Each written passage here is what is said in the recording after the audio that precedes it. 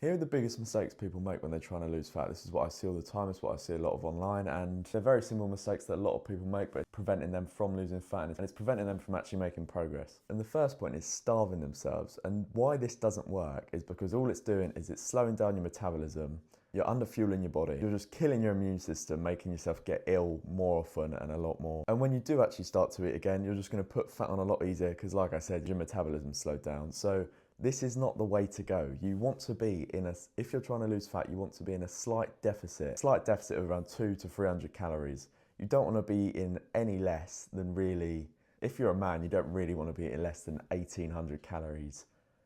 Absolute max. I have about 3000 a day. I'm not trying to cut though.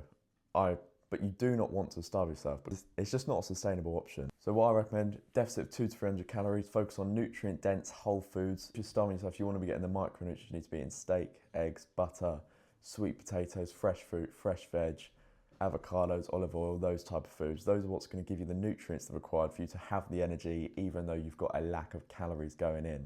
Never starve yourself. I wouldn't recommend that to any of my clients, any friends, any family, anyone who asks me. And a lot of people do it, especially girls. A lot of girls seem to starve themselves, but it's not the way to go. And I wish a lot more people knew this. And the next point is hammering cardio. And this is a classic mistake that has been made for a very long time, where people think that cardio is the way to lose fat. And it has its place, but it is not what you should be doing. You shouldn't just be going out and hammering HIIT training and high intense cardio all the time, because that's just burning calories and using glycogen as energy.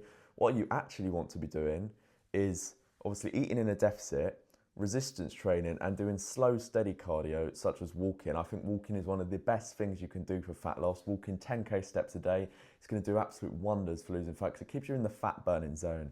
And this is where your heart rate doesn't elevate too much, so you don't have to use glycogen as energy. Your body uses its fat stores to expend energy.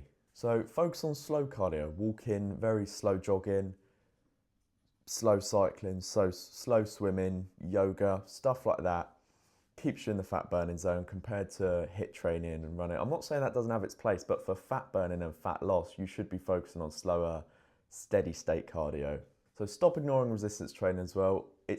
Resistance training is going to increase your RMR, your resting metabolic rate, which is going to allow you to burn fat and burn calories. It's going to increase your metabolism post-session, and it's actually a very great way to lose fat is resistance training. A lot of people don't really think that, but it's the way to go.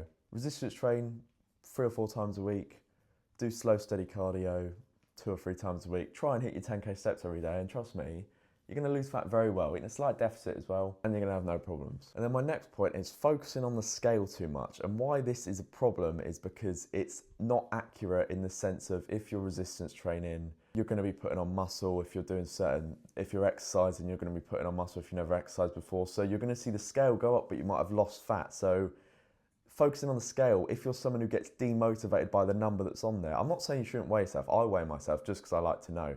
But you shouldn't be demotivated by the scale or let the scale determine your actual progress. So weigh yourself by all means. Don't focus on it. Focus on how you feel. Look in the mirror. Are you getting slimmer? Take progress photos, stuff like that. And that's how you should judge your progress. Not based on how the scale is, because, for example, some days you might have more water retention, glycogen stores, stuff like that. It all fluctuates the scale, and you might barely eat in a day, and then the scale might go up the next day. It's just what happens. So don't focus on the scale. It's just going to demotivate you. Weigh yourself. Unless you're someone who gets affected by the number, then don't do it, because it just doesn't represent fat loss. It's not the way to go. So stop hammering cardio, stop starving yourself, and stop letting the scale determine your fat loss progress. And those are 3 very common mistakes that are fairly easily fixed. Mistakes that I see a lot of beginners make in the gym. So change them up. I hope you enjoyed the video. I hope you found some value from it.